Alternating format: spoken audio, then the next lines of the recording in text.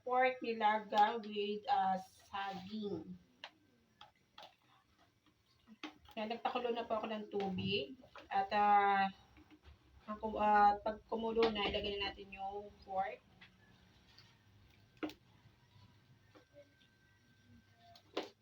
Sa nilaga naman, kahit anong pork ang inyong lutuin, mapang-liempo, laman, or yung buto-buto.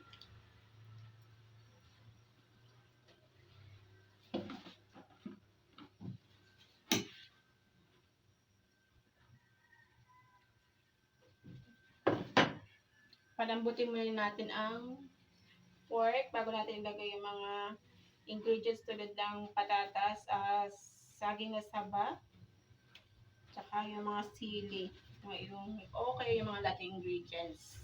Tapan muna natin para mas mabilis na lumambot ang pork.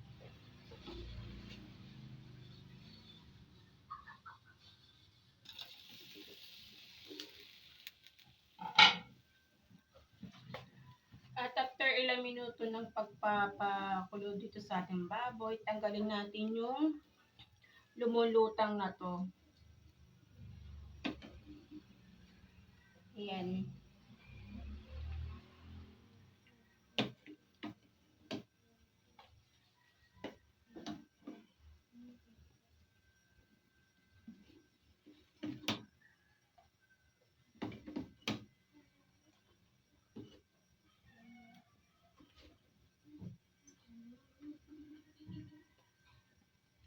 At pagkatapos ka natin matanggal yung mga lumulutang na madumi galing sa pork, ilagay natin sa sibuyas.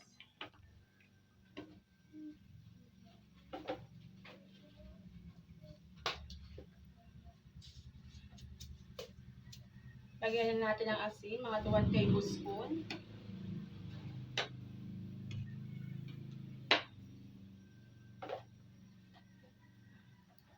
At takpan ulit natin.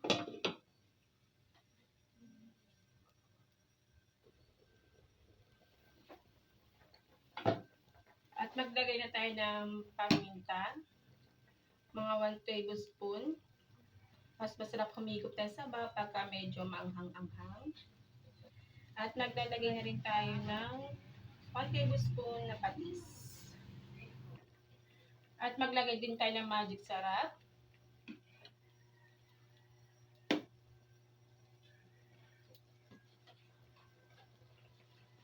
At maglagay tayo ng siling haba o green. Mas masarap humigop ng sabaw pagka maanghang-anghang.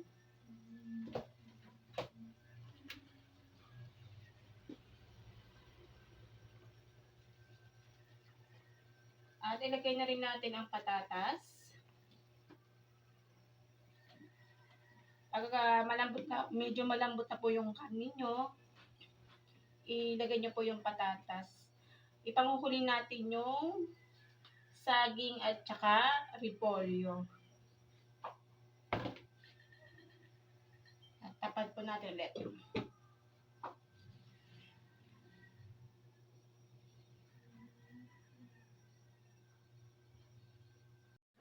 At pag malambot ng ating kanin at saka patatas, pwede natin ihalo ang saging na saba. Ayan po. Bali, 4 na pirasong saging na saba.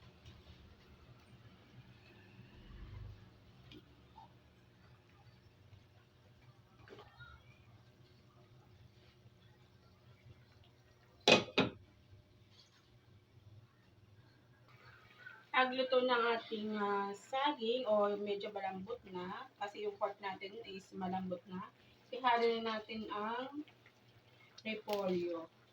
Wala kasi ako naabutan na pechay, kaya repolyo na lang aking ilalagay. Wala namang kaso yun kung repolyo o pechay ating ilagay.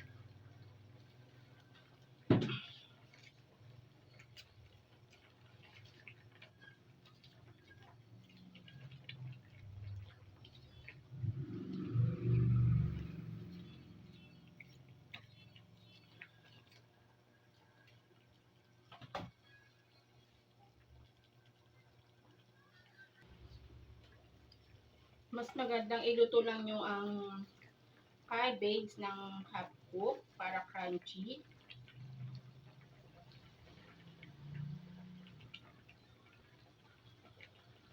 At ayan, kasi yung repolyo, madali lang maluto yan sa init ng tubig.